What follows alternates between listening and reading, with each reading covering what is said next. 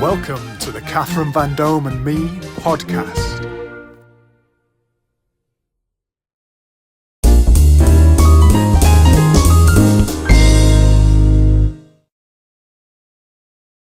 Hashtag hosts and the HQFM quiz and bingo software are proud to sponsor the Catherine Vandome and Me podcast. With HQFM quiz and bingo software, you can use this interactive quiz software at any venue. All you need is an internet connection. Go to hashtagquiz.co.uk for your free trial today. Hello and welcome to Catherine Vandome and Me. I'm Catherine Vandome and I'm a stand-up comedian in recovery from very severe ME. I'm also a published author and my book is out now and it's called The Truth About Me. And it's all about entertainment and health, just like today's guest, who is the world's best tribute artist to Loaf, and he has just returned from Canada and we're very, very privileged to have him on today. It gives me the greatest pleasure to introduce Peter Young. Hello there, Peter. How are you? Hi, Catherine. Okay, I'm great, thank you.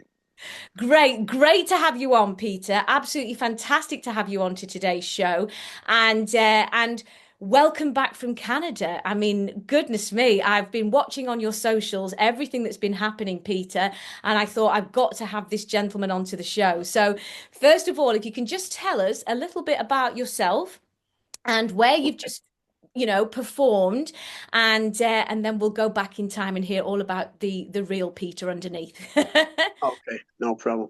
Well, the long and the short of it really is, what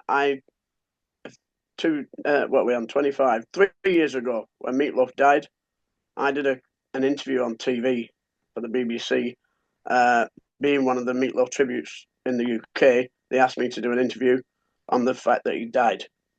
I watched that back later on in the evening. I saw a gap in the bottom of my mouth here where teeth had gone missing over the years because I'm getting older. And it made me a bit conscious because I could see it. It meant that if I could see it when I'm singing to the audiences, they could see it too. And it gave me a bit of a complex. So basically, I went to see a dentist whilst I was in Cyprus that year, thinking nothing of it, to be honest with you.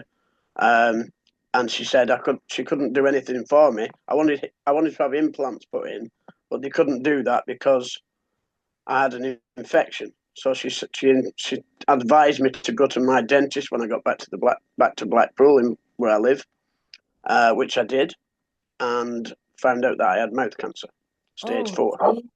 Stage 4. So stage 4, yeah. So the doctor who diagnosed me told me that I probably wouldn't ever sing again, which kind of absolutely ruined me, to be honest with you. And then I spoke to the doctor, the surgeon later, who was doing the operation, and he told me that he would have me singing again by the time I was retired, which was the following January in 2023. I was 66. So you get back, Peter, to the UK, and you suddenly have this diagnosis, and just take us further from there. So thank goodness, you've obviously just returned from Canada. So thank goodness you proved that doctor wrong. Is that right? Yeah, basically. In December 2022, I had the operation in Preston Royal Hospital, or the Royal Preston Hospital as it's called, and Dr. George Marcosi, become a great friend as well since. He did the operation. It took 11 and a half hours, apparently. And George Marcosi did the operation, like I say, 11 and a half hours. Prior to going in for the operation, I'd written letters to all my kids and my wife, just in case I didn't get out again. I ripped all them up when I come out. They never saw them. Wow. Then for 8-9 months, I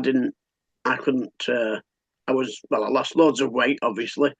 I couldn't bring myself to try and sing at the time initially, because I was worried because my mouth was still sore.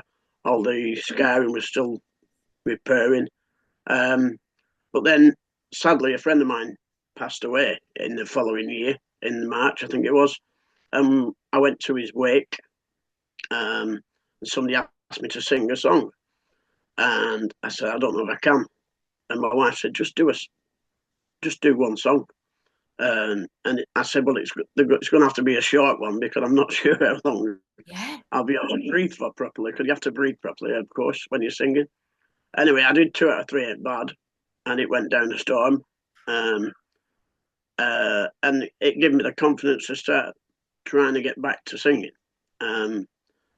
I eventually got back about September 2023, I think it was. And I started to do little bits. I didn't do a full shows. I did maybe half an hour somewhere or whatever. And yeah, basically from there, it's just gone on and from that. That's absolutely, Peter. That's absolutely incredible, Peter. Incredible story. And thank you for sharing that as well, because I'm sure there'll be a lot of people out there today, globally, who are in a very similar situation. And I think what you have just shown is that no matter what we are faced with, and we are opening the show with this, ordinarily we would hear a little bit about yourself, which we'll do in a second, but you're opening with a very, very poignant opening story. And I know that the international press has picked this up as well. Just tell us a little bit about that.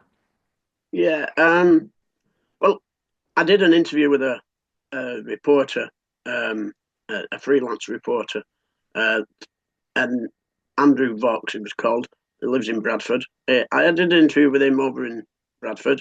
I had a chat with him, and he got the story published in the Sunday Mail, I think it was, a paper which I never buy, on no disrespect, but I bought it the week he said it was going to be published to see what the story and how the story had written, sort of thing, and it wasn't in.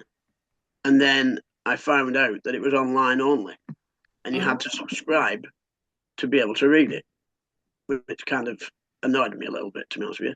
Yeah. It was my story, and I couldn't get to it.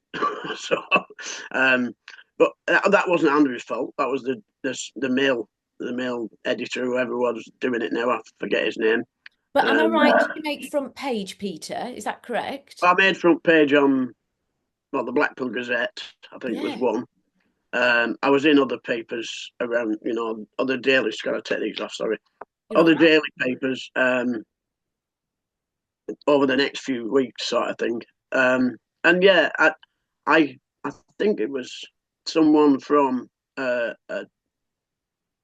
company in Manchester who obviously dealt with news things, and it turned out it went into Lad Bible, which I'd never heard of. I'd never heard of it. I've seen it. I'd seen it pop up on the certain advertisements on social media, but I never realised what it was. Because I'm not that kind of. I wasn't into all the technology, so I just let it fly. I just deleted it all the time. And then my son sent me a message saying, "Dad, you're famous. You're on Lad Bible." So I looked it up, and they'd put the story on, obviously. And in fairness, they covered it better than anybody in the papers. Some seemed to just pick up on the cancer and what have you, and some just picked on the fact that I'd recovered from stage 4 and I was back singing. But the Lad Bible tended to do the full story and basically got all the important issues in it, And yeah, I mean, I'd written my own song as well since to it, and that was kind of mentioned in 1 or 2 issues, but it was done for me, really. I mean, if people have downloaded it, that's fair play, but I did it to kind of accomplish something. That's incredible. So Lad Bible picked it up. Yeah, You're like myself, not particularly technical, and you don't really know what's going on out there. Which technophobe. I think our generation is slightly yeah, like I am a bit technophobe. Yeah, definitely. that.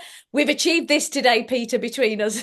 Yeah, Um, just but the most important thing is that your son picked up on the fact that you were in this incredible Lad Bible, media platform on this media platform, yeah, which obviously has generated an international release of your story. And what you're saying is, which I want to move on to now, is that the actual story itself was covered best within this particular media article, and because of that obviously you've become in higher and higher demand. And just tell us a little bit about the Meatloaf Tribute Act. So first of all, where do you perform, how did it start, and just a little bit about Canada and what has just yeah. happened to you, Peter, just to go on to that, and then we can come back to a bit more of the story. Okay, will do. Well, I started doing Meatloaf. I've been singing since on and off since 1989, 1990. I met my wife, who I'm with now. She's my third wife. Um, we're not going to that, but I met her and I started singing. We used to go and watch somebody sing, and I used to sing along with them, and they'd get me up and let me sing. I'd never done it before properly. I'd done the odd bits in free and easies, but I started singing then. And the first song I ever sang in Meatloaf was 2 out of 3 Ain't Bad. And I did it basically to impress my wife. Um, and we're still together, so I think it must have And worked. was that a And tribute to her being your third wife? 3 out of 3 ain't bad. no, I took two divorces out of 3 ain't bad, is what I think it is. But yeah, fast forward to two that we'd separated for a short while in 2006, and I went to Cyprus, to Spain, sorry, to a friend who had a bar out there, and I got some work out there in 2006. It was World Cup year, and I started to do various places, but I did a mixture of music. I only did 2 Meatloaf songs in the show, which was 2 out of 3 Ain't Bad, and You Took the Words Out of My Mouth, and mainly because they're the short ones. I could never remember a 10-minute song then. I hadn't ever tried to. And then a gentleman in a bar in Spain came to me after the show and said, "You should be doing a Meatloaf tribute. You sound just like him." So I Wow. said, "No problem."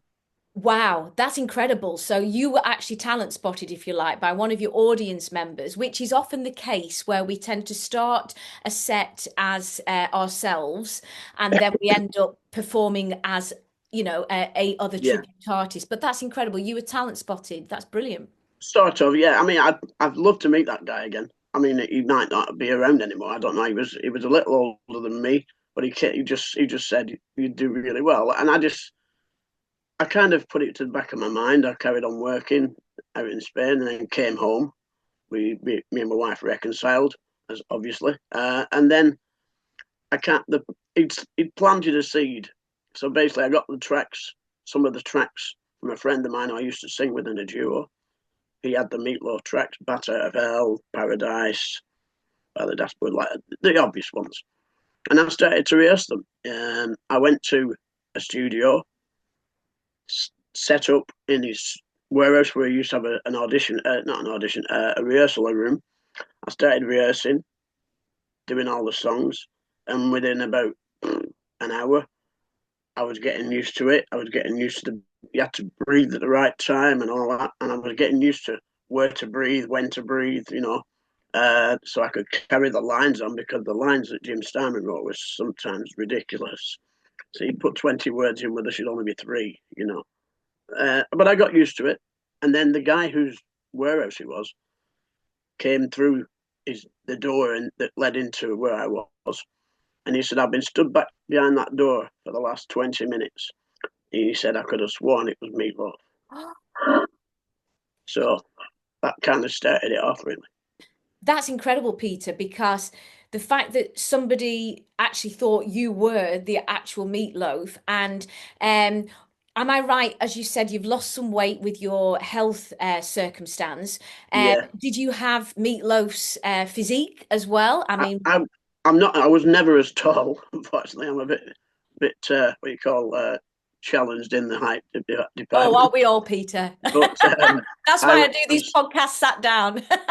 I was a bit chunkier than I am now. Yes, I was roughly, well, at the time of getting diagnosed, I was about 18 stone, just under 18 stone. Goodness, goodness. So And what you're saying is that you it fitted you. This is what we've had on the show yeah, before. yeah, If you yeah, play a particular artist, but it sits on you and can sort of resonates, the audience then sort of taken into a mystical world where they, especially if the artist has passed away, where they actually believe that they're back in the room. So that's kind of the yeah. wonderful opportunity of being a tribute artist, as which, Yes, of course. yeah, absolutely. I mean, I did 5 years out in Cyprus, honing my trade, sort of Yep. thing, getting this show together, adding a little comedy and stuff. But that's kind of for the holiday makers more than anything, to make it different every year if I could. You can't really change the songs. The songs are the songs, but the way I delivered them and the way I presented various songs that I even did a Rocky Horror setting thing where I stripped to stockings and suspenders on stage and stuff, just to give the audience a view, rather than just a listening show. It had to be a visual show as well, Yes. um, and it worked basically. I've dropped the stockings and suspenders now as I get older, but Don't say uh, you dropped them, Peter. That's a different phrase. but yeah, and funny enough though, moving fast forward again now to going to Canada, um, the promoters asked us to go back next year, and we will be going back next year. Um, but we're going around the Halloween time, so we're going to be incorporating a little bit of Rocky Horror into the show, and I may I've got to work up a bit of courage to do it. I think now. I may wear the Velcro trousers with the stockings and suspenders underneath again. I don't know yet. We'll see. Don't miss this show because Peter Young has said today, as an exclusive on today's podcast, he's going to be showing his stockings and suspenders. Oh yeah, I suppose I Get have your to do it tickets. now. That's going to get your tickets ordered from now. Yeah, we're gonna be touring, like I say, Halloween next year. This year's tour was phenomenal. I mean, it was a lifetime ambition to go abroad, not just to Europe, but internationally. And Canada came up. A gentleman called Forrest Jones, beautiful man. Um, he just knows what he's doing. He can sell a show. He knows what he's how to present things, how to. I mean, he came up with a few ideas for us, and we took him on board. He just simply knows the game. For me, he was like he's a good friend now, and he treated us very well. We can't fault the way we were treated. My wife went with me this time. She'll be going next year as well. The plan is hopefully to tour Europe before that we go to Canada, but everything's in the pipeline. We're just working on it now. You were talent spotted in Spain, and we all need that push of an audience member that's enjoying the show to say, do you know what? You can do this. You can do comedy, and you can do singing, and you've got this character that you can do. So, and such a difficult tribute as well. That's what I wanted to highlight today. Meat Loaf is incredibly energetic. He Yeah, is always mopping his brow because, as you say, if you're singing the lyrics of 20 words in a minute, I once sang Dolly Parton's "Working 9 to 5" and nearly had a heart attack.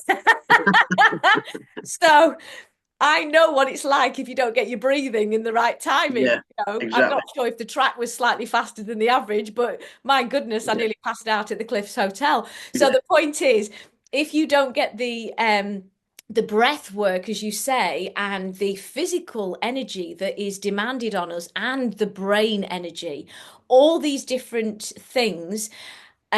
Unfortunately, over time, if we push and push our body to the extreme, as your story is showing, then unfortunately there can be sadly casualties in our health because we are in a world that is just fast, it's energetic, it's constantly moving around in terms of place to place.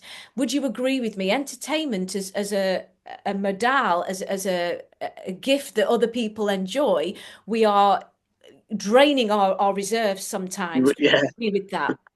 yes, we do. I mean, that the thing about Meatloaf is, or doing the Meatloaf show is, it is my voice. I have never tried to put Meatloaf on.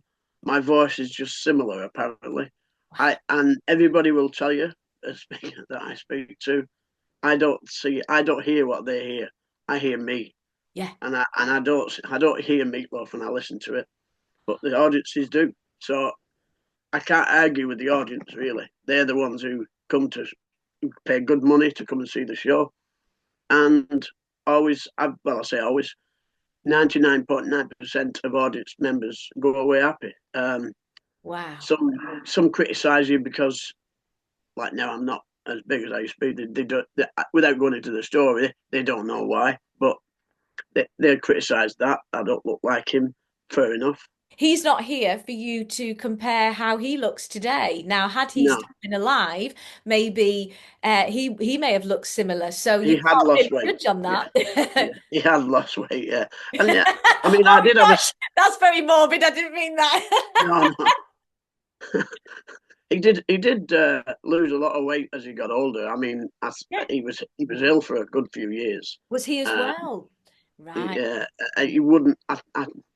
I don't know. He collapsed on stage in Edmonton, Canada, a few years back when he was doing the Battle of tour for the third album, the third part of the trilogy, as they called it. And he claimed he'd had too many painkillers. Maybe he had, I don't know. And he collapsed on stage. Um, but And how old was he, Peter?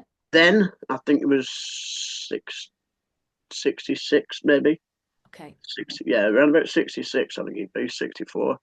And then when he collapsed, everybody thought he didn't really do much after that. He kind of went, he appeared at the opening of the musical in Manchester. I never met him one on one. I was there at the opening of that, but the only regret I've got is I never met him really. But I've met his band since. I've got pictures of them at the concert in Manchester when they come back to Manchester every year or two now to celebrate Meatloaf music, and all the Meatloaf fans congregate to that. So, I mean, we have a good community in the Meatloaf thing as well. We've got a group of Meatloaf tributes. We all conflab. We all talk to each other. We sometimes give each other shows. If we can't do them, we pass them on. Because at the end of the day, you're only one person. You can't do everywhere. Yeah. So, and I don't mind competition. Competition keeps you fresh.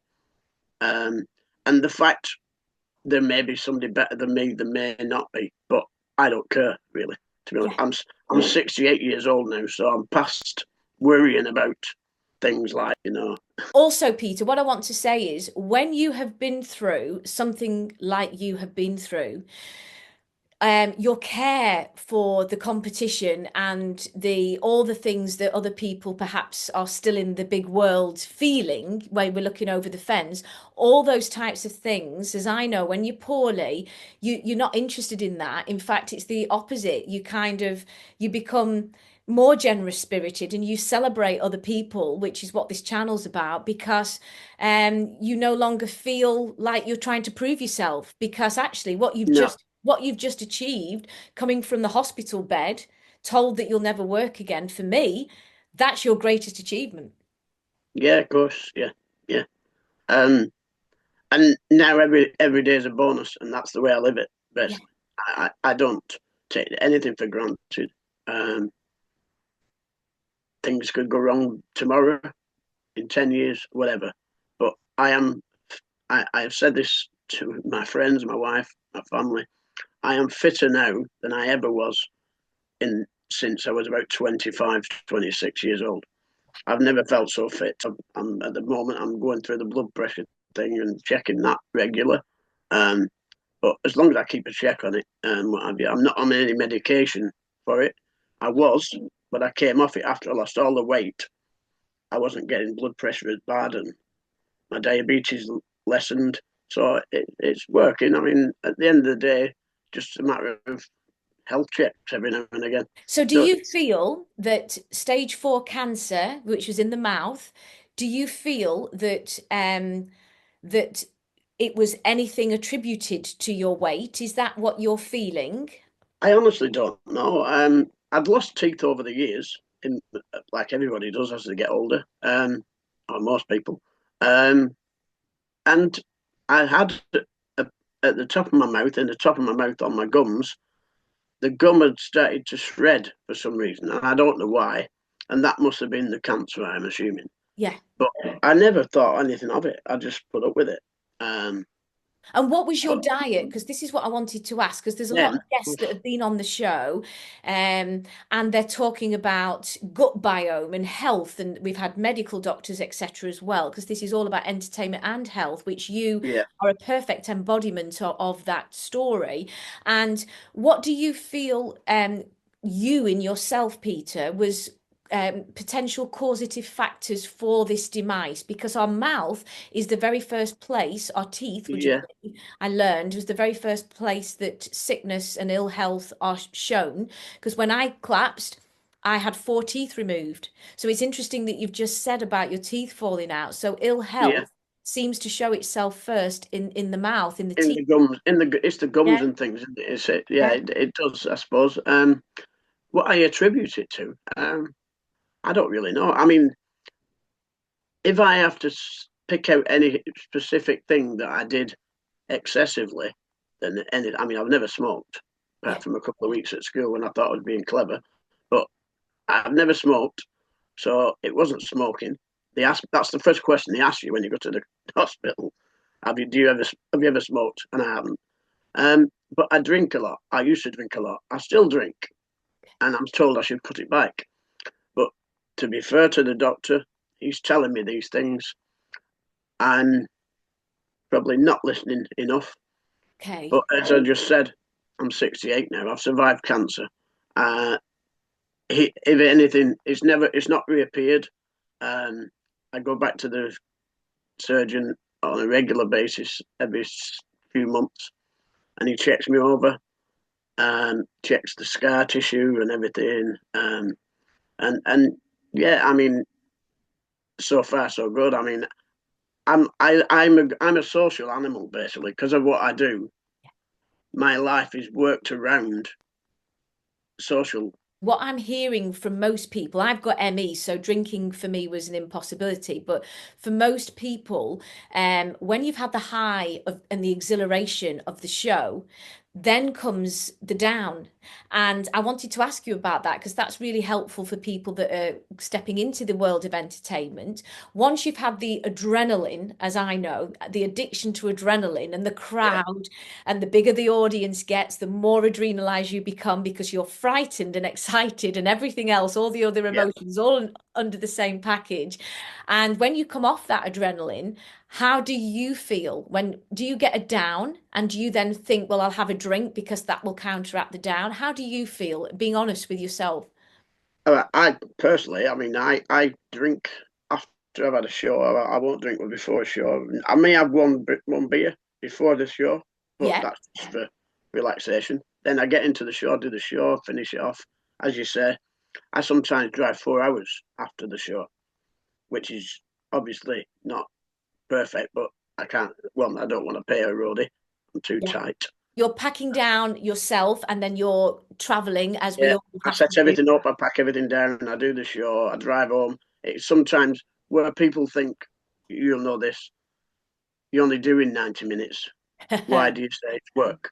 It's not that. It's the 4 hours driving there, 4 hours driving back, or whatever it is, and the setting up and the performance. And as you said, the adrenaline kicks in, especially if you have a great night. You don't always have a great night, I know that. We also have bad nights sometimes. But after a good gig, my adrenaline's pumping perhaps for an hour or two after. And then you get the lull where sometimes I'll be honest. When I'm driving back, I have to pull off the motorway or wherever for a rest because you get tired, your eyes start to close, and you've got to make sure you don't kill yourself again. Then you would get back into bed at like 2 o'clock in the morning. But what's your pattern? So the old me would have had a bowl of cereal. And maybe a bag of minstrels as a celebration. That would be my high because I couldn't drink, you see, it made me sick. So I'd have a bag of minstrels, a bowl of bran flakes, and then get into bed, still adrenalized. And by 5 a.m., I'm still high wired and planning my next show. So that was kind of my pattern. What's yours? Are you saying that Well, you have a drink as to keep the? yeah, when I get home, I mean, on the way home, if I like I say, I'll stop off at services on the motorway, and my usual ritual, I'll be honest, is getting a nice ice lolly, something like a Magnum or something, just to, other lollies, other ice lollies are available. Used to eat a lot. I still eat chocolate, but not as much now. And Yeah. sugar, since the operation seems to set my mouth on burning for some reason. I don't know why. So I Well, use sugar's very toxic, Peter. Mm, So I've had to cut that out as well. So sugar itself is, they would call it a poison, really. It's not a healthy product. So right.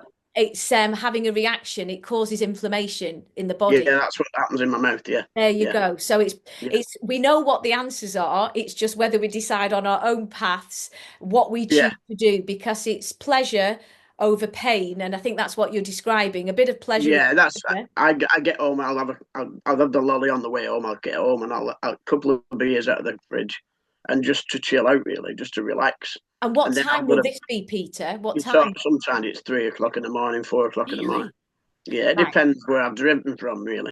If I do a show and it finishes at 11 o'clock, then I pack down at nearly midnight before I get away. So, depending on how far I've got to travel, obviously, it depends on what time I get to bed. So, it's part of the job. It's as like I said, they all think you just do 90 minutes and that's it. You get your money, but I earn my money. I don't care what anybody says. You know. And I think as well, when you're playing to crowds that are all drinking as well, you're, you're the DJ. They often would interrupt halfway through a song, thinking you are a DJ and that you can actually talk.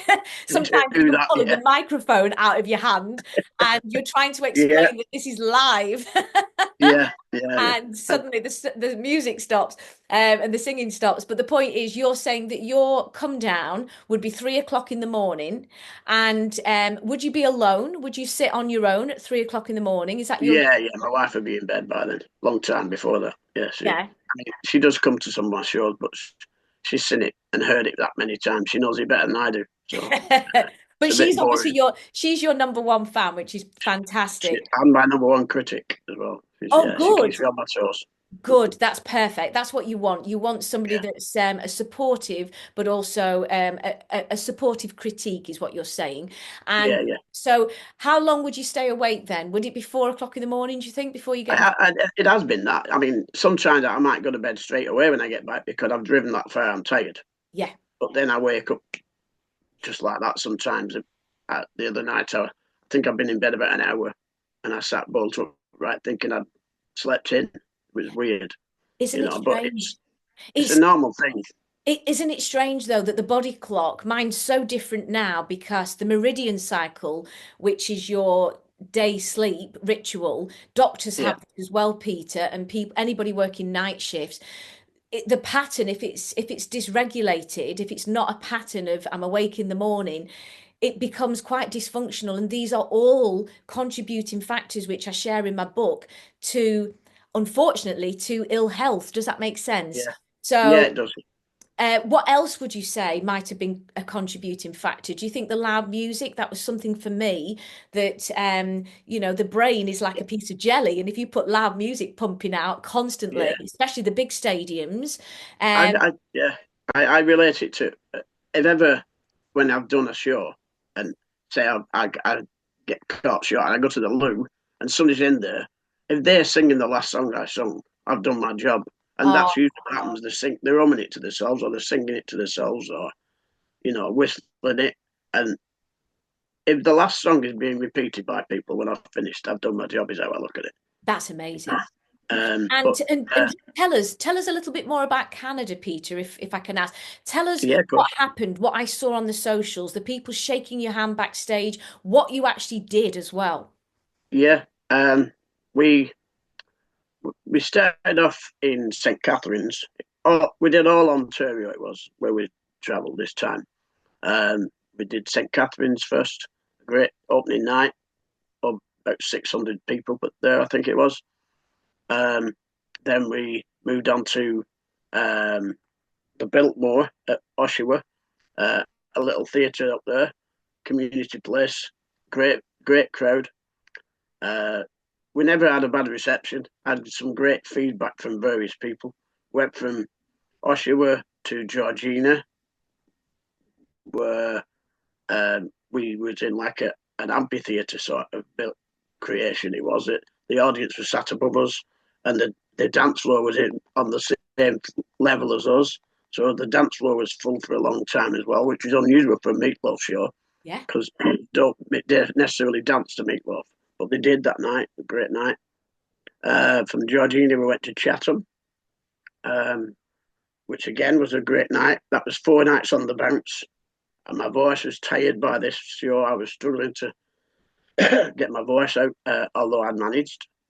Um, nobody noticed, only me, I suppose, because I know what I'm supposed to sound like. Uh, then we had a few days off.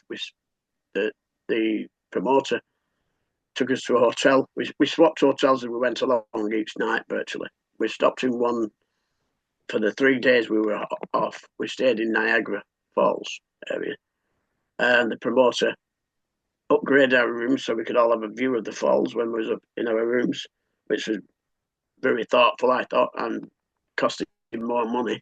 Which again, like I said, he treated us really well, treated us like royalty, really. Um, so we did. After the 3 days, we then moved on to let me quickly Lindsay, a bit further north, where it's a bit colder and a bit more snow. Wow. There we stopped in a motel there for the night. We then drove down to Hamilton and did the studio there.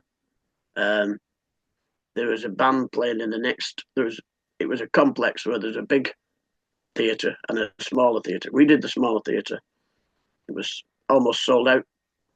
The biggest show only had half a house full. So we probably had the same crowds numbers wise, but they were in a bigger room. So it's like when it's a big room and it's empty, it looks empty to you when you're Yes, on of course. stage. Of But course. ours went down really well again, and that's where the gentleman came backstage, I think, and shook my hand and said that he said I personified Meatloaf, and the fact I sang the song so clearly, which is weird because when I speak nowadays because of my operation, I feel like because all this is still tight and where it's still repairing. It'll take years, the doctor said. So I feel like my mouth's twisted and tight, but I still get the diction out.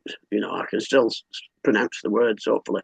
When I speak is when I struggle sometimes. If I'm singing, that's all right. But when I'm just talking, my lips and this kind of seize up. So I don't move my mouth where I should, and the words get all muffled, but it's just Wow. a small Well, price to pay. wow. I just want to say that that's incredible. And what a thing to share that when you're speaking, you feel we can't hear it today. I think you're coming across eloquently today, Peter, but it's a feeling because you feel that the mouth is tight from the stitches and the Yeah, operation, you're feeling compromised in that. And yeah, actually what you're saying is what magic you have rather than being sat at home, which was your doctor's prediction, and potentially mentally that would have been such a struggle for you. What's amazing is you're flying all over the world internationally, still doing the Meatloaf tribute artist, of which you were called the world's best in Canada. Tell me about that. yeah. The promoter basically. Um, whilst we were there, another Meatloaf tribute emailed him offering his services, uh, offering what the other Meatloaf called an authentic, endorsed Meatloaf tribute. And that same man was the guy who Meatloaf sued for using his domain name many, many years ago. I don't have to tell you his name. You can research it, bro. I don't mind.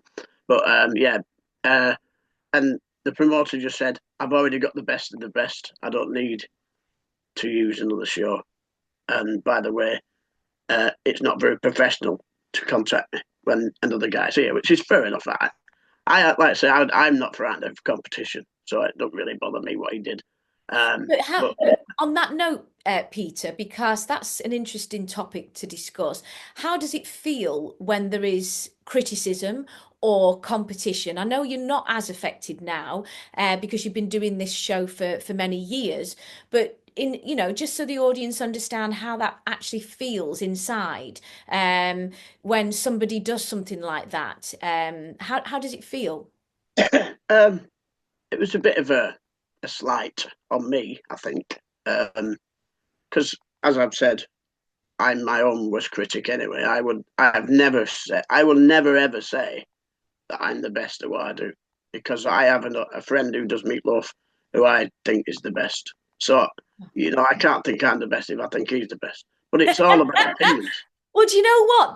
That sums you up so beautifully that you are somebody that's an empath and very caring and supportive of others because, and that's something to be celebrated, and that's what this channel's about. Everybody I've had onto this channel, they're all people who give of their time and their energy and their support to other artists in the industry.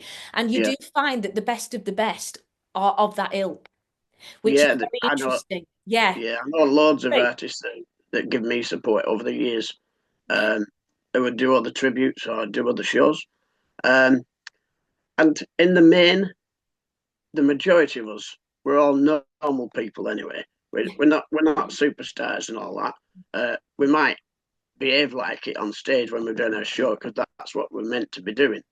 But I always try and I've never tried to sound like Meatloaf. I've never tried to behave like Meatloaf. Although some of his characteristics have come through me because it's just part and parcel of how we used to sing. It tends to push you that way. The the characters in the songs that he sings about, uh, they lead you to do various gesticular movements and things. Do you have the big hanky that he has? I have red hankies, yeah, for the show.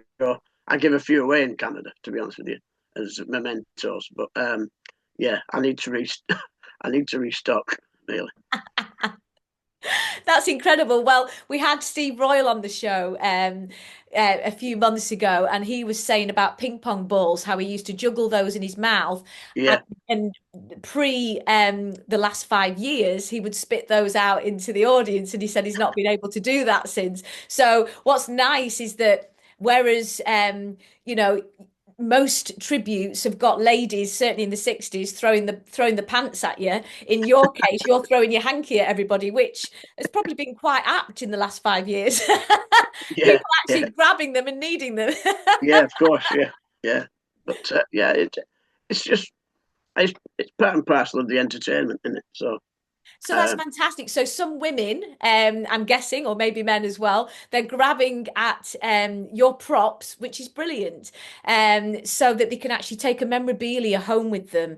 And the yeah, fact that Meatloaf sadly has passed is even more incredible, I always feel. We yeah, had a George Michael tribute on, Randall Butler. And he was phenomenal. And he basically was saying that when the actual artist has passed, there's even more bums on seats because people yeah. don't have the actual real artist to watch. How have you found an increase in audience because of Meatloaf I passing? found an increase. Well, not an increase so much. I wouldn't say an increase. The increase has come from mainly being there's more people without being sounding uh, malicious or anything. There are more people jumping on the bandwagon of Meatloaf. Oh, And when I say that, I mean they think because they can sing one or two of his songs, they can do a tribute to him. And again, I don't have a problem with them doing it. But for me, for the fans need the proper sound of Meat Loaf, the music, everything. But again, it's like everything else. When Michael Jackson died, there were loads of Michael Jacksons appeared. George Michael's death created a load of new George Michael tributes. Meat Loaf's no different. It's the way the business works, unfortunately. And whilst I'm going to be critical now of some agencies, especially, they create these things for their own benefit, not for the artist. But they'll see an artist who think this. Celine Dion, for instance, January Butler, who works for the same promoter as me in Canada, she's the best at Celine Dion, in my opinion. But there have been so many others spout up since she had her illness, and everybody jumping on that bandwagon. And it's I don't know, it's just part of the business. What I found, Peter, was when I was a Jessie J tribute. So what I found is that, and I was in a lucky position because I was the UK's first. So I guess it was a bit of a lucky position, and there wasn't much competition because I'd started out as that at one point, at the height of the real Jessie J's career, of course. Yeah. And ironically, when I got poorly in 2014, she stopped singing, and people said, I think she might have done it in empathy of you. And of course, that was not true. When I was doing that, I was told that other artists playing different roles, for example, there was a different sort of price bracket. So it'd be a very low price bracket. I'm sure you found this as well for somebody, as you say, that's perhaps just started, for want of a better word. Yeah. And then you've got the high end, which is yourself. So in some respects, Peter, that becomes a sort of a hat tip to the artists that are the high end, because they're bigger and better. Detrimental. What's your thoughts on that? Yeah, it's detrimental to the business in general, not just Is in it? B2B. Okay. I think it drags things down. If you put let's say a tribute to whoever, Elvis, there are millions of Elvis tributes, for instance, and there are probably more bad ones. No disrespect for any of them, than there are good ones. But the bad ones drag the good ones down money wise, I think, big wise. But I find that if you're worth what you're asking and you're not greedy, because some people are greedy, some people think. See, I don't have an ego. No, A lot of people are feeding their ego when they put the price on things. And as much as I'd love to earn £1,000 a night, I look at it from my own point of view. What would I pay somebody if they were good at what they do? And that's how I price my show. And it's not as much as some of the guys who do Meat Loaf already, but that's their business. I like to be honest. I like to be fair with them, and I like to give them the money's worth. How beautiful and how beautifully phrased as well, Peter, that you're showing your integrity to the entertainment industry, and you're saying that no matter what the competition is, you don't mind, you know your worth, and you know what you would price yourself to be, and you're being integral to that. You're not being greedy and selfish and out for yourself. What you're saying is you're doing this because you feel you've built a package up. So if anybody does want to book you, which this is what today's channel's about, all over the world, you are available. And how can people find you? We will remind people at the end, but just on that note, if anybody... They can find me on my website. It has my details there for contact. The content of the website has all my promo pictures, a little bit. Obviously, I've just added about Canada, the Canada tour and everything. Where I'm out in Spain later in the year. Somebody's booked me for a couple of nights in Spain. A lady I worked for years ago. Always been supportive. So I can go anywhere. In honesty, I could go to Zante. They'll let me work in Zante. They'll let me work in Corfu. Well, Zante's interesting because we've just had Mark Teddin, who is an Elton John. I know Mark. Yeah, oh, do you know Mark? Yeah, I know him well. He's lovely. Yeah, he's a nice fella. Yeah. He's like yourself, you see. That's what we have on this show. People with integrity. Grounded. Go on. He's grounded. That's what he is. He is grounded, and he's worked, as you may have seen on the podcast previously. He's worked from the ground up. He's absolutely built his set. Started as an Ollie Murs tribute when he was a Yeah, little younger, and built and grafted. And he plays the keyboards as well. yeah. Now, when you're doing your show, do you come as just yourself, or do you have a backing band that sometimes support you? And do you have a share tribute artist that you sometimes work with? I have worked with share tributes in the past. Yeah. Usually it's two separate shows, and we just kind of do the obvious one together, Dead Ringers. But I do a solo show, which is what I call my bread and butter. And I also have a band.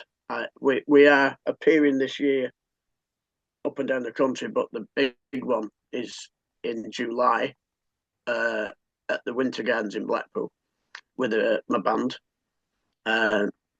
We were hoping to use an orchestra, but unfortunately, the economical side of it, with everything going like it is, we can't really commit to that kind of expense. So we've decided not to use the orchestra. And what piece band have you got? How many pieces? It will be on the night. I'm looking to have a 8 or 9 piece band on the night, with 2 or 3 girls supporting as well. So we'll see. I mean, it's all about availability of people. You know what it's like if especially with a band. If you've got a 4 piece band is hard enough to run without It is. It is. for rehearsals, but for rehearsing with a 8 and 9 piece, I very rarely get them all together at the same time. Yeah. I just have good musicians working with me, which supports me. And I've actually learned to play pianos too. I'm learning to play piano, I should say. Wow. And I intend to be able to play a track, at least one track on the night, on a keyboard myself and sing the song. So we'll see. I mean, I've done it once already as a kind of a pre-run to it. I did it in Blackburn and played the song "Rock and Roll Dreams Come True." I played the keyboards on that, along with the rest of the band, of course. Fantastic. I thought you were going to say you were learning the piano and you were going to play Happy Birthday as a tribute, something simple. But tell us again what you played. Rock and Roll Dreams Come True. Come through, Good. sorry.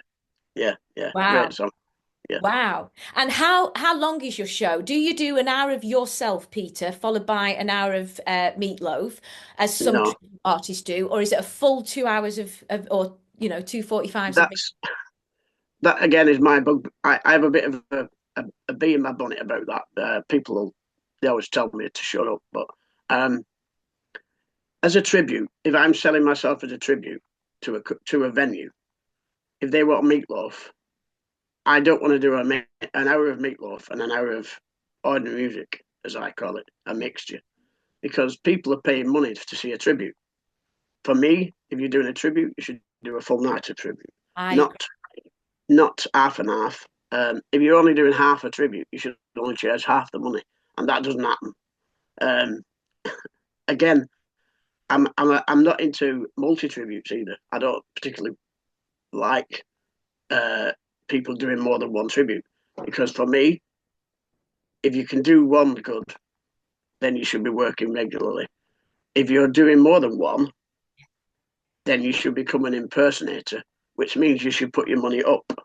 But that they don't do. They just sing the songs of an artist, call themselves a tribute, and charge, so they can charge the money. Basically, that's it, and that's how it works. What I found, because it's 11 years since I was performing on stage, was that they wouldn't buy more than an hour of the tribute. So the point is that, and I'm sure things have changed hugely in the last 11 years, but sometimes they would have, let's say, Lady Gaga, and then I would headline as Jessie J, for example, in like an Army Barracks gig or something like that. Yeah.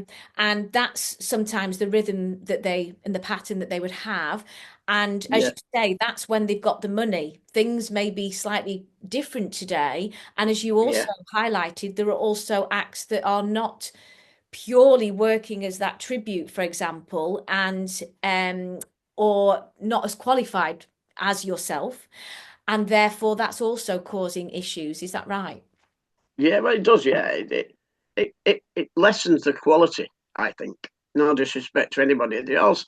they're all. I know one guy who does about 5 different tribute shows. Great voice, fantastic voice. But for me, and it not just me, I know, but for me, he doesn't sound like any of them. He just sings them, sings the songs of the artist. He sings well, but he sounds like none of them. He sounds like the same chap singing all the songs, in my opinion. And it's Right. not a detrimental statement. It's just how I see it. What you're saying is if you're doing more than one, you can't possibly put that quality of performance and nuances. The nuances, in my opinion, to the hat tips to the artist are what makes it quite unique. It's the Well, copy, the embodiment, the costume, the yeah, absolute embodiment of who that person is. And in my case, I and I'm sure yours, you've also got the speaking voice as well. And is that right? Do you actually embody him, or do you speak as yourself in between? I speak as myself in between. Do you? Okay. Yeah, I don't put an American accent on. Apparently, I Okay. sing like an American with an American accent, but uh, I think they call that They used to call that monkeying when I was a kid. If you ever copied a song or you sang along to use monkeying them, you know, it's a copy phrase. I think. I'll give you an example of a good guy who did that, who used to do other artists, but he captured the essence of the shows, and that was somebody like Joe Longthorne. Oh yeah. He copied many, Shirley Bassey, Tom Jones, you name it, he did it. And in his show, whatever he did in his show, he was virtually spot on with them. Now that's an impersonator Yeah. as much as anything. And for me, if you're an impersonator, fair play. Go and grab it and do it as an impersonator. Don't pretend to be a tribute because for me, the two different genres. What's the difference, Peter, between a tribute, in your opinion, and an impersonator? For anyone watching. Yeah, well, an impersonator tries to be that person, something I've never tried to do. I, as a tribute myself, I pay tribute to the music, essentially, and actually channel it through my own vocal, which is similar to Meatloaf's. I'm not trying to be Meatloaf. I'm not trying to pretend to be him. Yes, I dress the part because it's essential to the show, but I don't ever try and be Meatloaf. And I pay tribute to him through my singing. Do you feel it comes easier to you because you sound like him? I think what I'm hearing you say is artists Yeah, who are not naturally embodying and embracing and sounding like the act that they are being yeah, paid to perform, it's more of an impersonation, is what you're saying, whereas you are yes, embodying him. Is that kind of what you're yeah, yeah. You explaining? can put it like that. Yeah, yeah. And Like I said, it's how many years have you actually played Meatloaf now? 18. Wow. Yeah.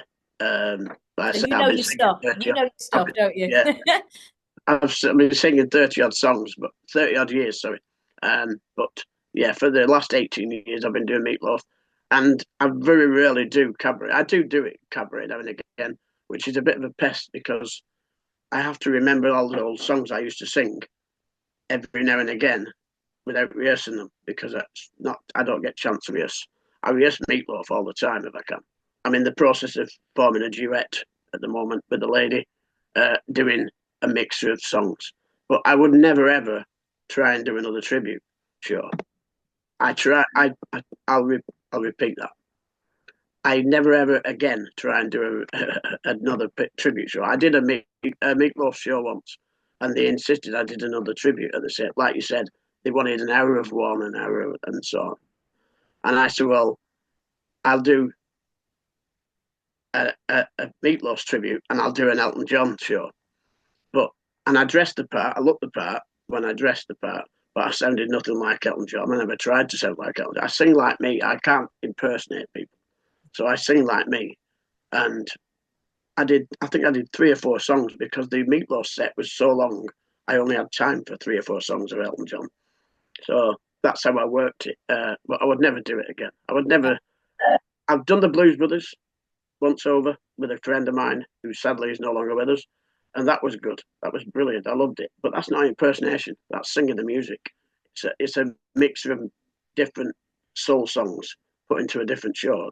So yeah, I could never do another tribute. I wouldn't want to be No, honest. and I think when I was working as Jessie J, they asked me if I would do Share. Somebody said, that would embody you as well. And I said, like yourself, I'm petite in stature, more Kylie Minogue's height. And I said, Yeah, what am I going to do? Like stand on a yeah, massive podium. yeah, But the thing is, what you're saying is you've got to feel it from inside. You've got to feel that you can resonate yeah. that character. Well, that's it. Yeah, I mean, Yeah. Meatloaf songs in particular, and it applies to all songs, I suppose. But if you watch Meatloaf, they're more like every song is like a mini opera, a Oh, sort of thing. It's like a show on its own, and that's how Meatloaf used to perform them. he's an I incredible try and vocalist. I yeah, He's an incredible vocalist. And if you are emulating Meatloaf to the point where people are saying in the audience, "Oh my goodness, is it Meatloaf?" Congratulations to you, Peter, because that's yeah, phenomenal. yeah, Absolutely. And the fact that you've just traveled around Canada performing as well is just a hat tip to how good you are, which is just incredible, and how yeah, far you've come on your own personal health journey as well. So, yeah, anybody watching, I just want people to know you work hard, you embody the role that you play, you're absolutely determined, and no matter how many times you tell us that you're going to be flashing your suspenders and stockings, you are not going to be a Lady Gaga tribute ahead, are you? no, definitely not. No, definitely not. No matter Um, how much you paid. no, definitely not. No. And also, I'm in the. Like I say I wrote my own song for it. It's called January the 20th. I did that because of the date that I found out. When Meatloaf died, it kind of resonates all the way through of how I went through the journey of getting saved by the doctors and stuff. Um, and now I'm in the process. I've just started to try and write my own book on it and try and tell the story that way. I'm not very clever, as I said. I'm not a technical person, but I'm making notes in my phone. I'm going to get a ghostwriter somewhere along the way to try and put it together, and then hopefully sell it as a book. Again, for my own particular remembrance, if you know what I mean, to put it into some kind of a record, but also to give people some. It's a sign for people to watch out for. All my kids, when I got diagnosed with mouth cancer, every one of my kids went to the dentist right away because they were frightened. And if that does it for one person, it's enough. And that's the purpose of today, Peter, that you're sharing your story in order that so many other lives can potentially be saved ahead Yeah, of what you're saying. like And I say, if what it says one, I've done my job. there's going to be so many people watching this show all over the world, and your story is going to save so many lives by sharing it today on this channel. And what I want to also say is that by the time that this airs, because we film a little ahead. By the time Yeah, that this airs, it might be that you're still looking for a ghost writer. Chaptering is a fantastic way to start the book. So if you do chapter headings, 12, 14, 24, in my yeah, case, I think, then you've got somewhere to put your little story. So if your little yeah. story's at school, then you know that that's going in your school chapter. Does that Off, make yeah, yeah. sense? Does that Yeah, help, yeah, just Peter? section parts of it off, yeah, and piece it together after. I think that's probably what I'm going to be doing. Um, Yeah. because a lot of the things that happened during me having the mouth cancer, I don't recall properly. For instance, an example is when I woke from my operation. My instant memory now is my wife sat above me, not in front of me. I felt like she was floating above me, and there were stars behind her, and that's all I could see when I woke up. I was coming around from the anaesthetic, obviously, and funny enough, when I sing "Crying Out Loud," there is a line in the song that says he was flying high above me. So that I I call that my favourite song anyway. And I what's your always wife's name, Peter, just to share? My wife's name is Leslie. Leslie. Leslie, yeah, So a big shout out to Leslie as your guardian angel, really watching over you, yeah? yes, she is. How magnificent is that? That's incredible. And Yeah, she's my rock. she's your rock, is she? That's incredible. And that's what happens with ill health. We meet somebody in life and everything's going swimmingly, and then something happens. And that is, in my opinion, the testament to the love that you share with somebody when you can be there for the great times, but also the not so great times. Would you agree? Yeah, I do. Yeah, I mean the fact that when I had my operation on the 5th of December, she lost her dad on the 7th, so she had to put up with all that as And well. when So was this, Peter? When was this? 22, 2022. 2022. So all this happening all at the same time. That's Yeah, incredible. yeah, Wow. So you've really been through the ringer, haven't you, really, to get yeah, to yeah, where you are? A real yeah. dead ringer for love. I don't know.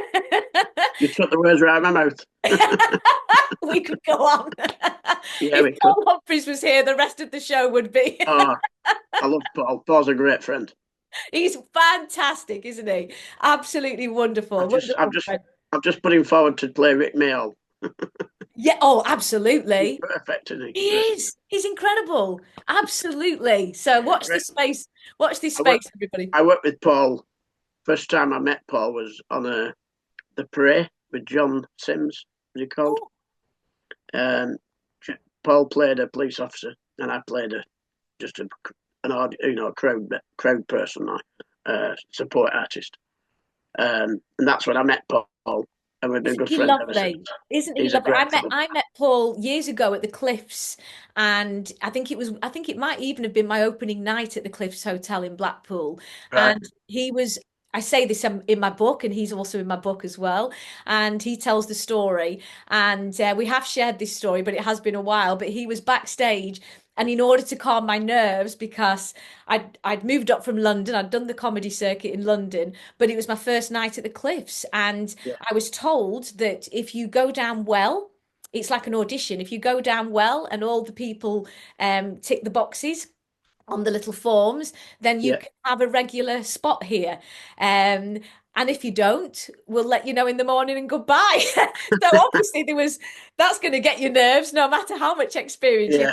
have. So Paul was wonderful, and his words and phrase were, "Is your bum going 50p, 20p, 50p, 20p?" And he said in my I book that can imagine. as soon as I went, and we'd only just met, of course, as soon as I gasped with laughter, that's when he opened up the glittery curtains and said, "Please welcome." So he is like yourself, and just an incredible supporting artist in the fact that he is incredible out there himself, but he Yeah, also supports he's, everybody else as he's you. got a great voice as well. And he's got Great a voice. super voice. I was always saying to him, get out there more. Your voice is phenomenal. Yeah, And yeah. I'm so pleased. And Acting is his passion, I think. He yeah, sings as well, obviously, but yeah. I mean, I watched him in the what they call it, playing the Grandad last year in the Grand Theatre, At Chitty uh, Bang Bang. City Bang Bang. He's He was phenomenal. fantastic. His Yeah, characterization is phenomenal. he's a Absolutely. good character. Yeah, he's a good character actor, definitely. Very, very good. Yeah, So, but this is about you, Peter. yeah, I know. But no, it's fantastic. And there's so many artists that we both obviously know, Yeah, who are equally amazing in their fields of expertise. And on that note, I just want to ask you, do you have a pet? Because I'm going to introduce you to my co-host as I do on this show. I don't know. So I just wanted to introduce you today to my little co-host Tinker. So he's not met a Meatloaf tribute artist before, so this is a first. So he's going to give you a little wave. And I didn't have, like yourself, you had real children, Peter. I wasn't blessed with real children, so Tinker's been as good as a son to me, and absolutely fantastic. Now I always do this on the show. Do you want to have a guess of his age, or are you aware of that already? I'm not aware of it. No. In human years or dog years? In I dog don't know. years. In dog years, 28. I don't know. 28 sorry, in human years. Oh right, I'd say about 9, maybe. I don't know. About 9. Well, he's nearly 17. Oh wow, right. So pretty good. No, That's the grey hair then. so pretty good. So he's I've about, got what is grey he hair then? like that as well. I think he's about 82. So in his years. So he's done all right, is what I'm saying. So Yeah, when yeah, we love somebody enough, we can overcome anything, can't we, Peter? Which we is what can. the Yeah, show is all about of today. course. Yeah, And love conquers all. And so Tinker, as I say, has been by my side throughout. You've had your lovely wife. And what about your children, basically? yeah. Tell us a little bit about your children, what their names are. I've got, having been married 3 times, I've got quite a few. Um, I've got my eldest is 47 this year, Darren. Uh, then I've got a stepdaughter who is 44, I think she is. My daughter with my second wife is 40 this year. She just turned 40. Then I've got a son who's 37 this time. Leslie's eldest son is 35 this year. I lose track. Then I've got Jack, our youngest lad, who lives here in Blackpool with us. Not with us, but near us. He's 28 now. So you've got the Von Trapp family there, Peter. I've got 20 in total. I've got with stepchildren and step grandchildren. We have around about 28 grandkids. Goodness So me. Christmas is expensive. I was going to say, absolute, lots of red hankies all round. I need to work New Year's Eve for a very good price to pay for it all. To pay for the week before. And Yeah. what I love is that you've shared everybody's ages, but not their names. So I love Oh, that. sorry, my No, apologies. no, that's brilliant. Yeah. It's like, Darren, there's so many names, I've forgotten the names, but I'll tell you how old they are. it's usually the other way around. It's Darren who's the eldest, Anita, Zoe, Terry, David, and Jack. That's the kids. Fantastic. Yeah. Fantastic. Well, that is part of your life story and your life journey. And as you say, with 3 marriages, and do you think that the entertainment industry has any sort of effect on our relationships with people? Do you think because It does. I know that hours, from, Peter? yeah, it does have effects. Me and my wife, I only started singing when I met my wife, to be honest with you, as a performer. Yeah. So I've always had her by my side as my wife. So prior to that, I remember singing once in the Isle of Man to my ex-wife, my first wife. Yeah. And I made a mess of it. Basically, I sang with a band in Isle of Man, and I was singing. I think it was Matt the Hoople, All the Young Dudes. I think it was. I made a mess of the song, and I was told never to embarrass her again in public. Needless to say, the marriage didn't last. I like to show people up. Then basically, I married again, rebound maybe, I don't know, but I had 2 lovely kids with her and a stepdaughter. So I don't have any regrets, to be honest with you. I was just going to say, sometimes, Peter, it's the compatibility of the 2 souls. It's not always to do with one person or another. It's often compatibility and Yeah, time that's and right. life experiences as well. And what you're saying is your current wife, and what's her name again? Leslie. Leslie, your third and final wife, Leslie. Yes. She's been by your side through the most challenging time in your life as well. And as I Yeah. said, those are the people that we hold on to because we then realize the value of life when we are in the situation you're in. And that's incredible. And so going back in time, Peter, if I may, whereabouts were you born? Who are your parents? And just tell us a little bit about your character as a young lad. Okay. I was born in Shaw, Oldham, 1957. Um, at the time I was born, I was the youngest of 5. My sister was born after me. I had 5 siblings, all alive, apart from my eldest sister now, sadly, who died many years ago after being in a wheelchair because she got knocked down when she was pregnant, many years ago. Sorry. Sorry, go on. front page news it was at the time because she had a baby at 6 months. She had to have a cesarean section because she was in a coma. They brought the pregnancy on, and she's now a grandmother herself. So she survived. My sister died about 10 years ago now, maybe longer. Yeah, 12 years ago, 2013. But she'd been in a wheelchair from being 20 odd years old with brain damage and stuff. So for me, I get told off by my family for this, but for me, my sister died then. The woman who died in 2013 was just a shell of my sister, basically. But life goes on. The people suffer a lot more than I have, so I don't try not to dwell on it. My mum and dad were Jim Green and Phyllis. What were their jobs? My dad did all sorts. My dad, he was a wagon driver, decorator, basically engineer. He fitted fire doors in factories and stuff for Mather and Platts in Manchester. My mum worked in the cotton industry when I was a kid, which is the first job I had when I left school, a cotton mill in Shaw. My mum died when I was 19, so she'd been dead like just last on New Year. What it was? Sorry, it was leap year, 29th of February, 1976. She died. I think it's part of life. Everybody has the different things to deal with, and you just have to deal with them. Really, at the time, it's a bit of an emotional thing, obviously, but time is a good healer. I'll be honest. Time's a great healer. My dad died this day, funny enough, 31 years ago. So, well, how nice just that after today's podcast, how nice as a hat tip to your father, yeah?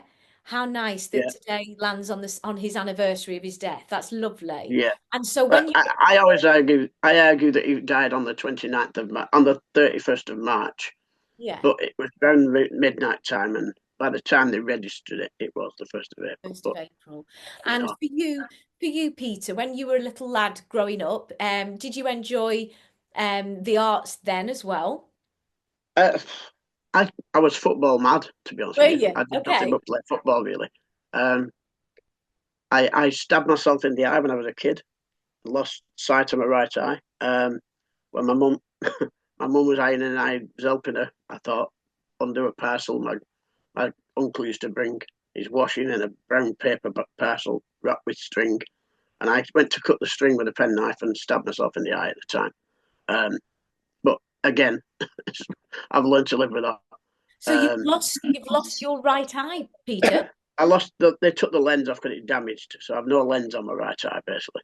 Does that mean you can't see out of it? I can see dark and light and shade and movement, but no, I can't focus with it. No. You're a walking miracle, Peter. But it's one of them things. As a kid, you do silly things, don't you? So that's one of them. What do you mean you stabbed yourself in the eye? Like for a joke? No. I was cutting the string with a.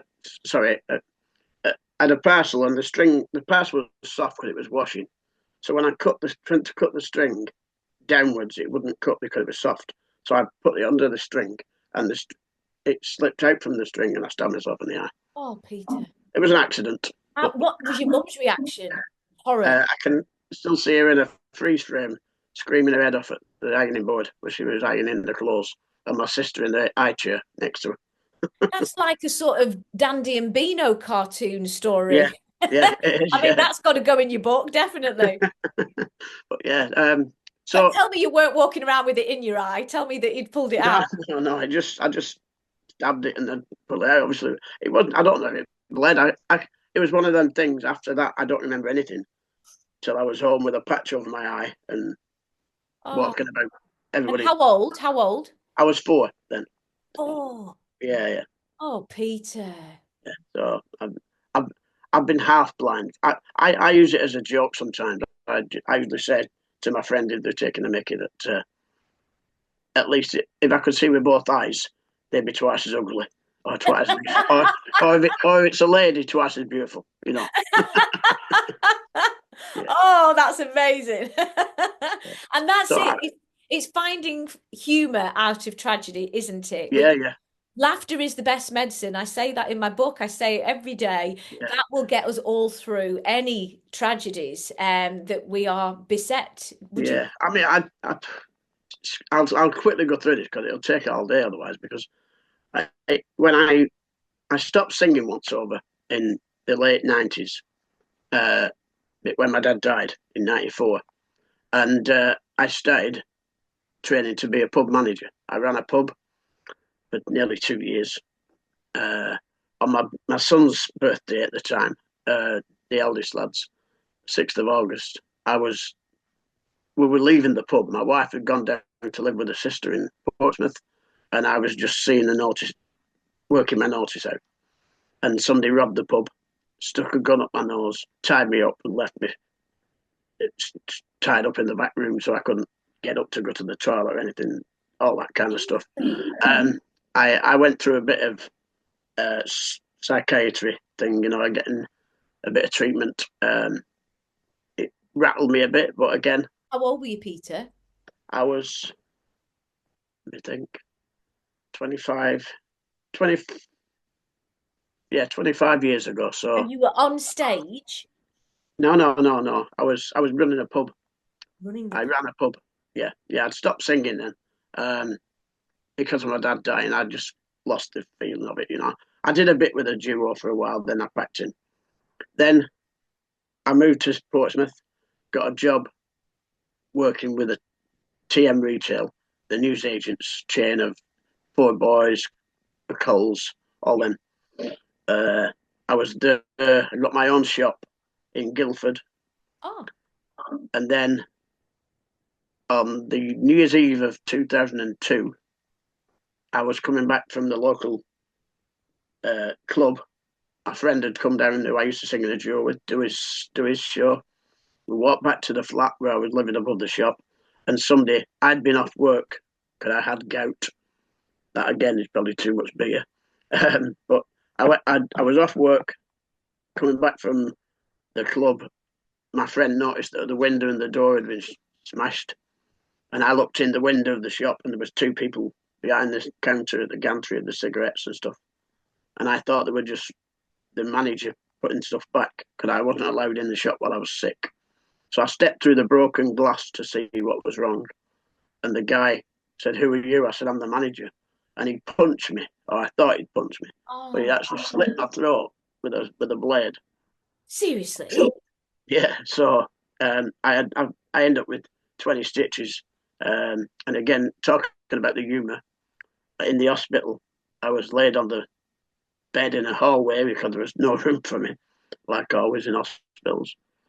And the nurse, I said to the nurse, "Is there any chance I could get a drink, please?"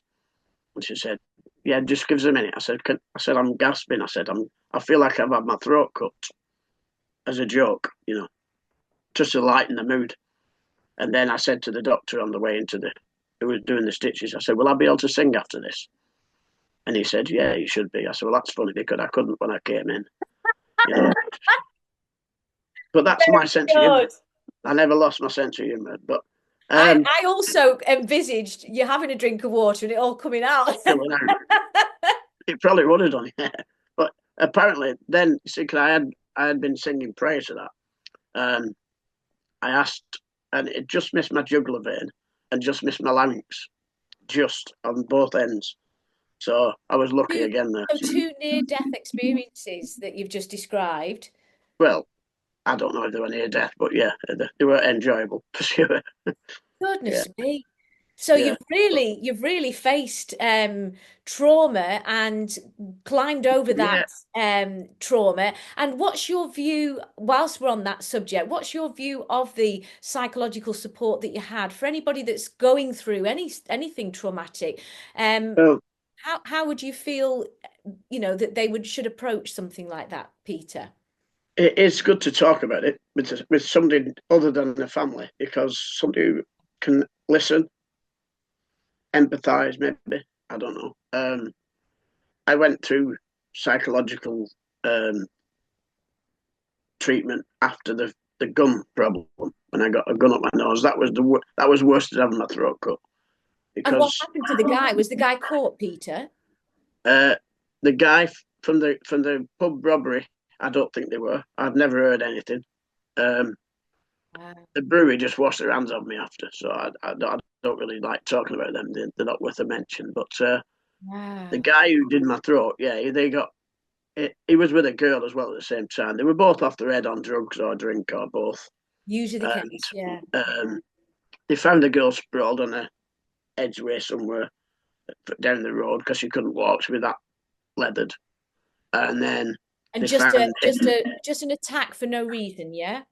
they were robbing the shop basically, and I caught them doing it. So um, Oh, I gave as good as I got on the night. I gave him a good kicking, and I didn't realise I was bleeding at the time until the adrenaline started to pump, and I looked up to see where my friend was, and blood just splattered everywhere on the shop floor. So again, like a horror film, isn't it it? was, yeah, Or a yeah. I can cartoon. still It just remember that sounds as like well. a cartoon. It doesn't sound real. No, no, These are it's things that don't happen to the average person, Peter, is what I'm trying to no. highlight.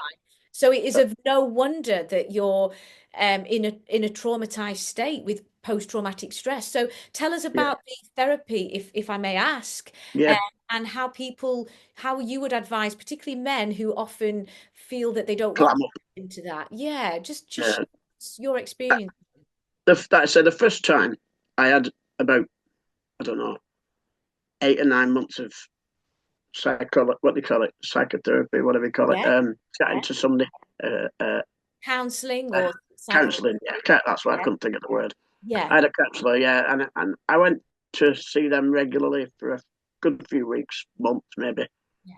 Uh, and it's weird because I kind of went over all my life chatting to them, not just the incident, but from time before what had happened, my family, and it was a bit of a release to be able to speak honestly about what had gone on in my life and stuff like that. I mean, that don't really matter now, but um, I would advise anybody to go for for counselling if they could, because it does help. Yeah. Um, it helped me anyway. Um, on the second occasion, when I got my throat cut, I thought I was being clever and said I didn't need it. Could I know how to deal with it? Could I'd already done the counselling previously? But it took me months to get over the trauma of the throat cut and everything. Yeah. So Is it? yeah, And that it was brought back the memory of the gun as well. So it just everything kind of flashed back. so what I'm hearing you say, Peter, is that the second time you didn't have the therapy and you tried I to should have. and you're Yeah, now saying to anybody going through a second or third or fourth trauma, no matter what the situation and the story, and don't think, well, it has to be as bad as what Peter's saying. That's an extreme level. Trauma can be buried trauma, it can be underlying negative thought patterns, it can be anything of yeah, any yeah, level. yeah. Of course.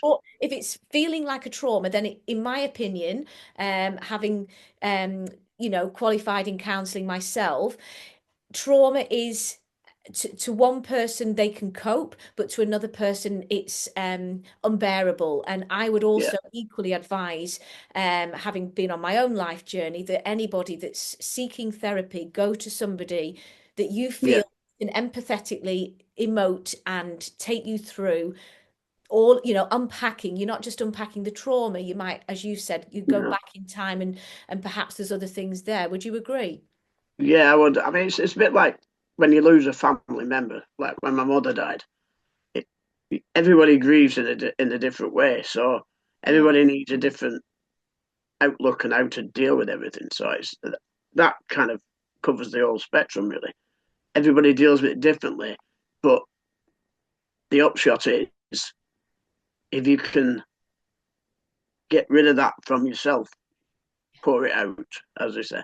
I mean, the way I've dealt with the cancer thing, and I'm still dealing with it, is mainly through podcasts, talking to other people and being able to tell my story. So I tend to think I'm boring people with it, to be No, honest not with at all. But you. I tell you what you're doing, which was something that I learned in therapy, both having it and training in it, is the more you tell the story. Tell it, I say, until you're absolutely bored of sharing it, because that is your cathartic release, they call it. Yeah, it So is. you Yeah, are literally, and tell the postman, tell the milkman, get it out, because it's a buried trauma, and underneath that trauma is often another layer. And I call it like a flower, like a daisy.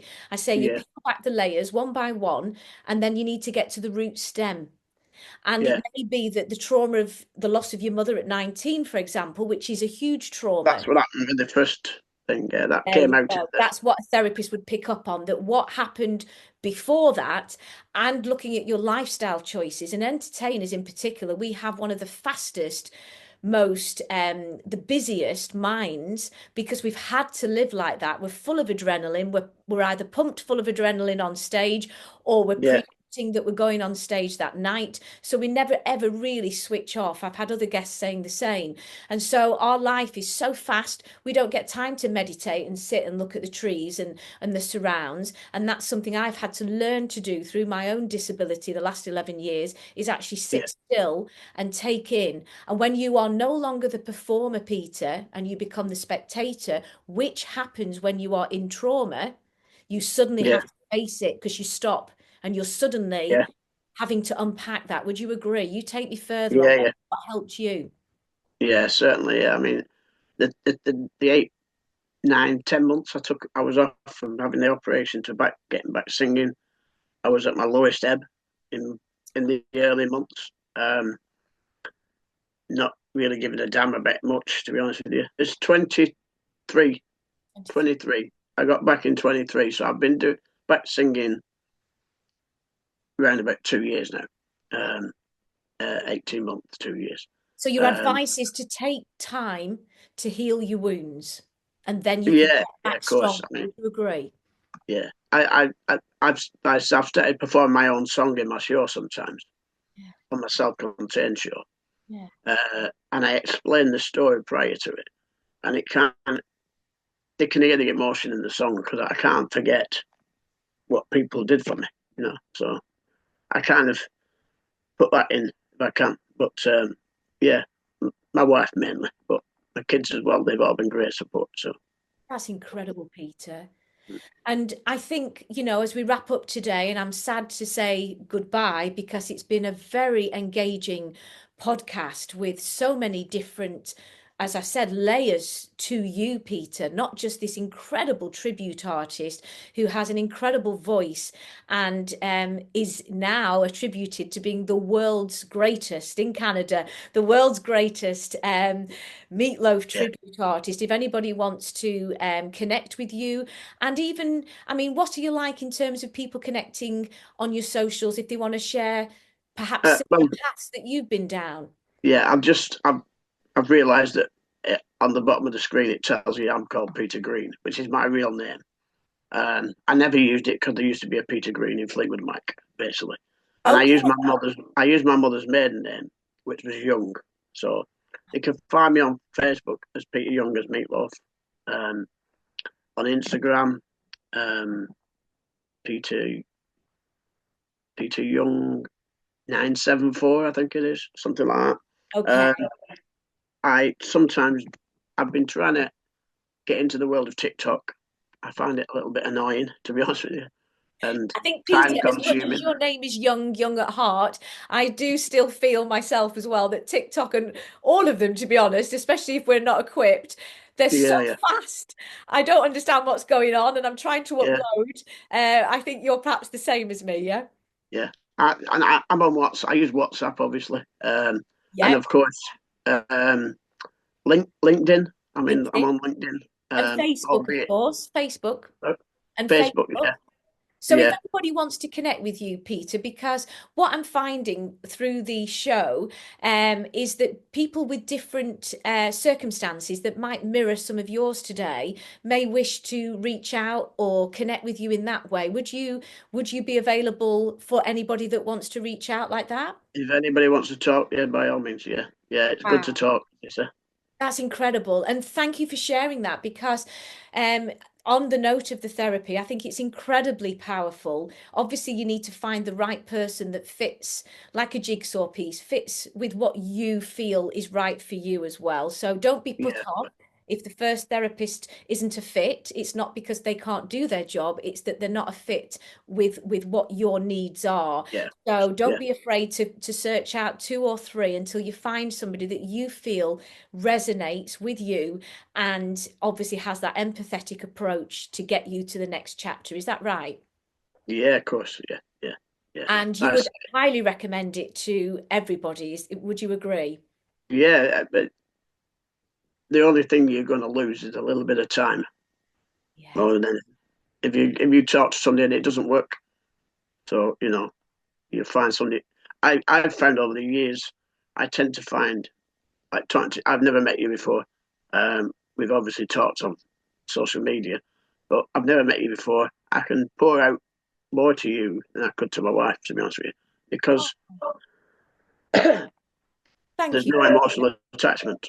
Yes, of You know what I'm course. saying? Of course. So it's easier to talk to a stranger as such than it is to a family member.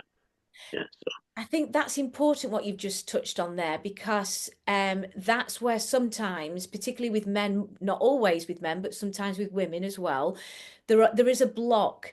And especially being an artist in the entertainment industry, we are taught that the show must go on, which is what yeah, yeah, my drive through the book and some of the chapter headings, the show must go on, no matter yeah, what has happened, whether there's been a death in the family or a friend or whatever.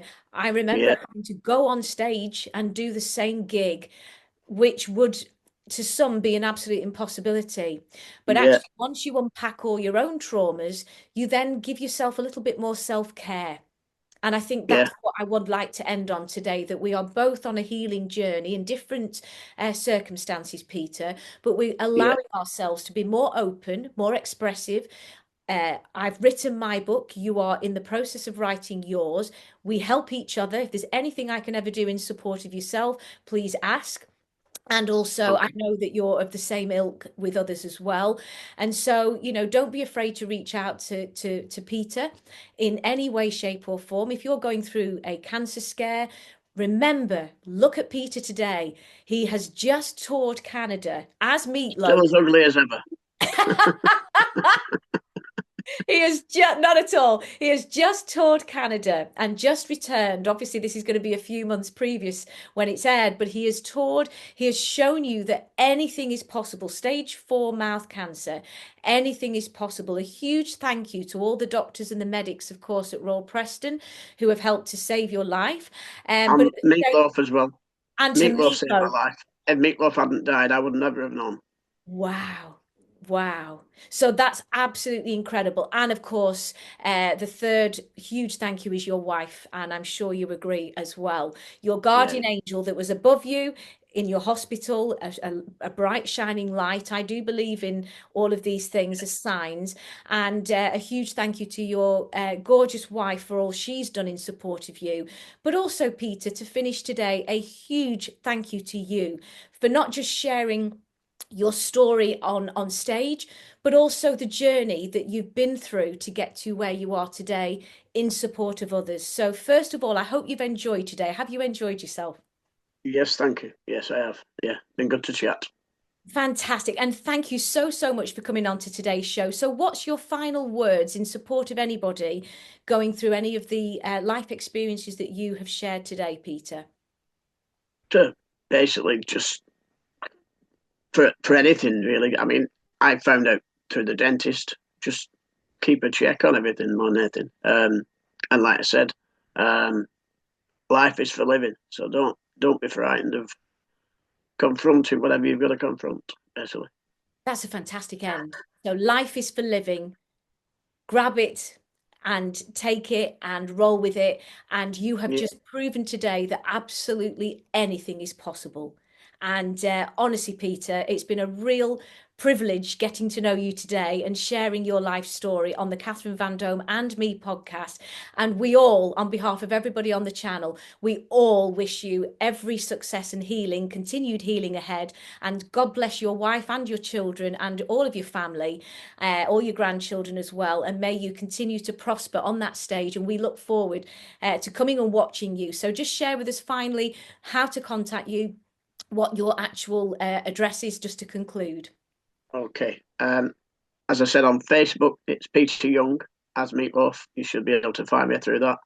Or if you go onto my website, which is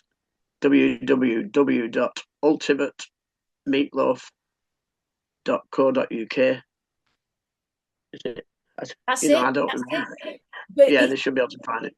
Yeah, and all the information is on there. They can listen to the demos, the promos, the clips of videos and stuff if they want to. And if they want to contact me, all the contact details are on there. fantastic. Well, what a gentleman and a humble man you are, and deserving of every continued success ahead. And of course, in your recovery as well. God bless you. Thank you so much for coming on, Peter, and enjoy the rest of your day. Thank you for coming on to the show. Thank you, Catherine. Have See a you good day soon. yourself. Thank you. Thank you Good night. so much. Bye bye, love. Bye bye. Bye bye. Bye bye. Bye.